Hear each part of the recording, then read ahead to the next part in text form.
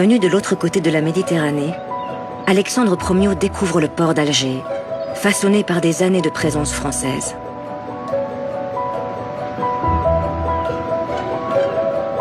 Promiot capte pour nous l'étonnante place du gouvernement, mélange colonial si typique quand se côtoie la tradition religieuse locale et la passion de la République pour les statuts de ses gloires militaires.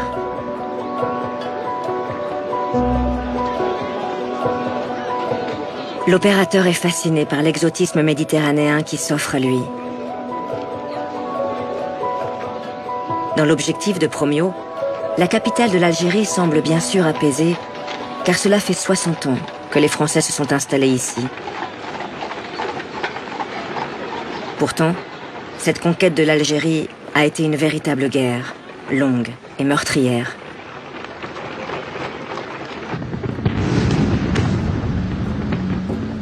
Une conquête qui commence en juin 1830, lorsque la flotte française bombarde Alger à la demande du roi Charles X, sous prétexte de libérer des esclaves chrétiens.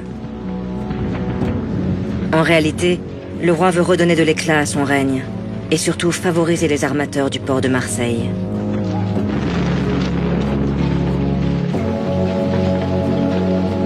Grâce aux peintures d'Horace Vernet, qui a immortalisé cette conquête, nous mesurons la violence d'une campagne dirigée par le maréchal Bugeaud. Bugeaud, monarchiste exalté, a fait le choix d'une guerre sans merci. Ses troupes ont l'ordre de tout détruire sur leur passage. Pillage, viol, destruction. Le pays est bientôt à feu et à sang. Une politique de la terre brûlée pour tenter de venir à bout de la résistance féroce organisée par l'émir Abdelkader, qui a rassemblé plusieurs tribus algériennes.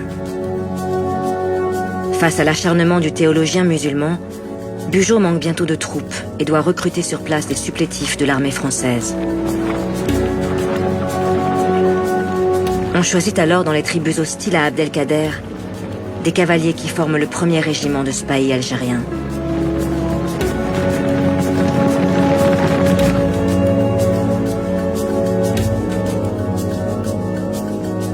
Un renfort crucial pour les troupes de Bugeaud, qui finissent par prendre le dessus.